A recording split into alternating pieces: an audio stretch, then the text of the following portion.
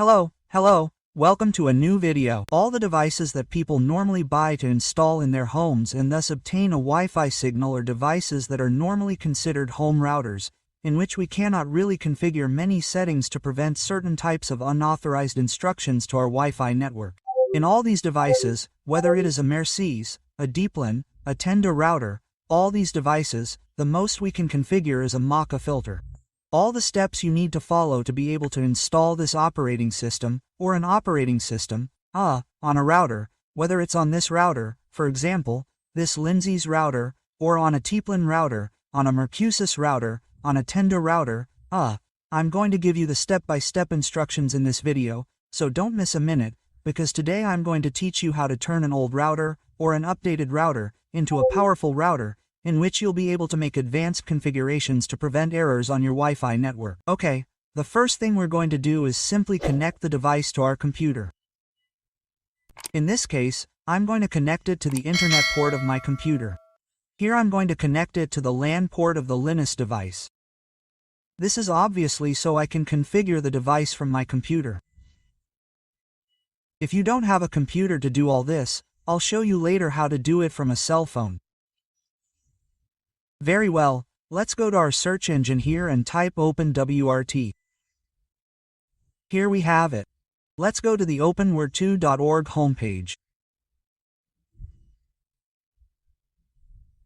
Here we're simply going to go to the download section. And in download we're going to the section that says Field W Selector. Okay, here we're going to select our Field W. In this case I'm going to put Linksys because my computer is Linksys. Here is Linksys E1550. That's the computer I currently have. It tells me, watch out for all this, look. It tells me that this operating system is available for a Linksys E1550 version 1. Very good. To find out the version our device has, we're simply going to go to, since my computer is already connected to the computer, I'm going to go to CMD here to verify. Let's put ipconfig. I want to verify the IP address that is being assigned to the computer. This is given in segment 3.1. Here I have it. Internet doc 1,921,683.134 and gate W3.1. I'm simply going to enter 192.168.3.1 here and I'll access the device. Very good. We can easily find out if this device is compatible with this version of OpenWRT. And that's because we're on the device, obviously the 1550 model, and look what it says here, version. The version is 1.0, that is, it's version 1. So, it means that this device will obviously be used to install the OpenWRT operating system. We can also go to status. In status, we're going to see the Field W version. Here's version 1. We always have to be clear that if the OpenWRT page here tells us that this operating system is for version 1 of the Linksys 1550, we must be clear that if, in one case, we have an LCE and the version is version 2, that is, there's a number 2 here at the beginning, we must be clear that this operating system is not compatible with that device. Okay? And obviously we need to be really clear about this because if we install that operating system on the computer, we're going to damage it. Okay, that's it. For all the people who sometimes get confused with all this, even though this says 0.0.03, the version is 1. Look, here we have it. It's the first number, the first digit that appears. Okay. Here what I'm going to do is simply verify that it's the Linksys 1550 and that it's available for version 1 and that my computer has a Field W that's version 1. I'm simply going to download the image. Okay, here as you can see I've already downloaded the OpenWRT image, the 24.10.1 image. Here all we have to do is simply install this new Linksys firmware. Okay, once the operating system is downloaded, we're going to log in to the computer again. The default credentials are there. We're going to go to the administration section and in administration we're going to FIW update. Here we are going to select the OpenWRT file or image that we have already downloaded. Here I already have it in downloads. Look, OpenWRT 24.10.1. We select the image, open it, and once the image is loaded, see what it tells us here. The update should not be interrupted. Why am I doing this? Through a wired connection. Normally, Wi-Fi connections are unstable connections.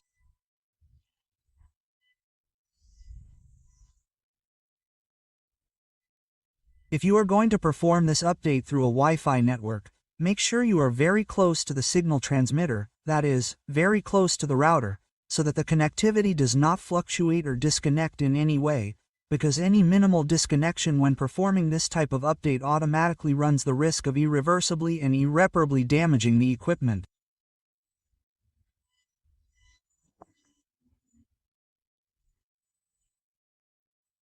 That is precisely why I am performing this update through a wired medium, that is, a wired connection, since wired connections are much more stable than Wi-Fi connections. Okay, let's get started. Let's click here on Start Update and wait for the update to complete.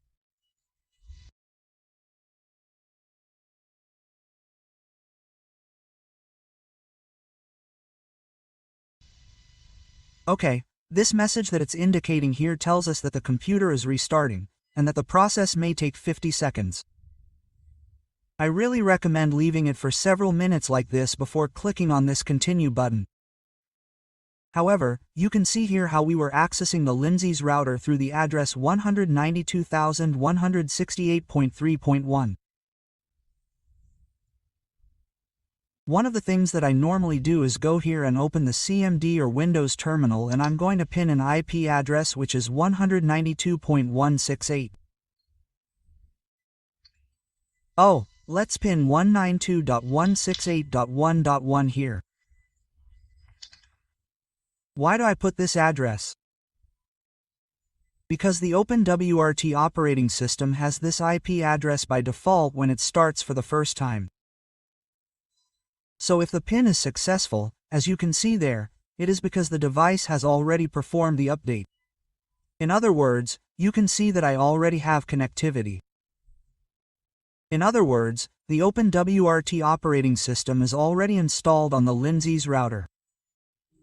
If I do a pin to the IP address with which I access this device, which is the one up here, see 3.1 to the Linksys 3.1 device, you will see that I will not have connectivity.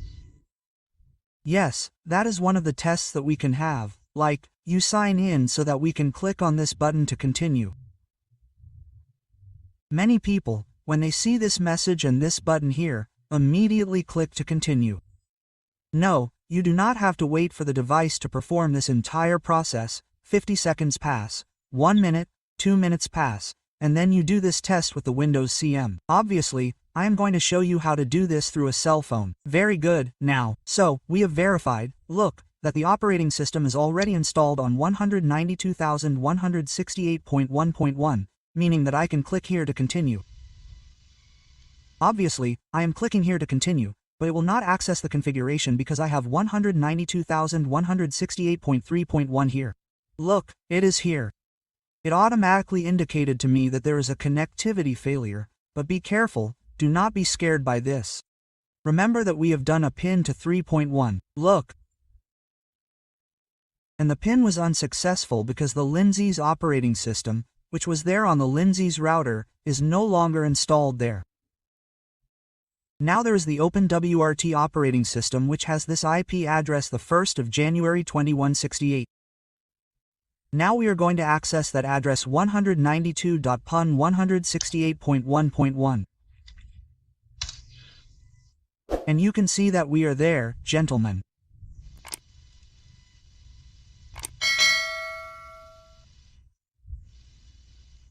Look, we already have a free operating system installed on our Linksys router, an operating system that is OpenWRT. You can see it there.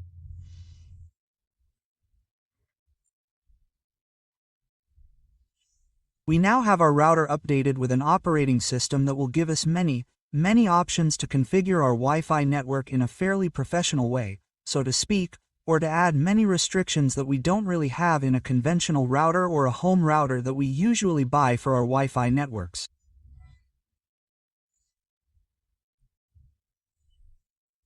See, here we have it. Very good.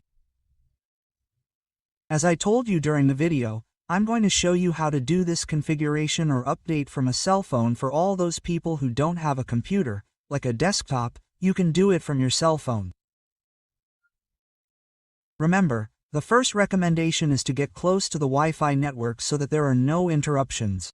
Simply go to the Wi-Fi section in Settings and connect to the router that you want to update. In this case, I'm going to do this test with this Linksys 2960. If you have a TPEL Mercury router, the process is practically the same, okay? The same. You simply go to the Play Store and download this application. It's called PinTool. Here it is, see? PinTool Network Utilities. You're going to install this application. Once you install this application, you're going to launch it, and when you launch the PinTool application, you'll see that it shows you two IP addresses. One has a telephone icon, that's the address that the router is assigning to your phone, and the one here, which is the router's, is the address with which you have to access the device's configuration. Okay, look at something very important here. You remember that when we were updating the previous router, which was also a Linux, that device usually had an IP address that I had configured, which was 192.168.3.1. But look, this device has 192.168.1.1. Okay, look, this device has practically the same IP address that the OpenWRT operating system has by default. This can cause some confusion when updating the operating system or router and we pin that IP address.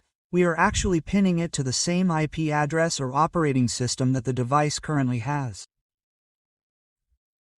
In other words, in this case, Linksys or Teplin or Tenda, right? And that can cause some confusion, and we could mistakenly interrupt the device update process.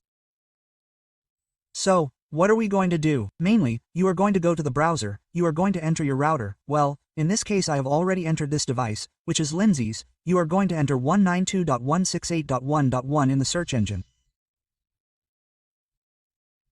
Look, remember that I am entering this IP address in the URL section. You cannot enter this in the search section, okay? Where Google shows you to search for any information on the network, no. You have to enter this IP address in the URL section. Once we are going to enter the device, here I have it, I will access it with the credentials. Obviously, you will do this with your router or the router that you currently have. The first thing you have to do is verify if the router that you currently have is available within the OpenWRT page. Okay? As we did in the previous step where we were doing it from the computer.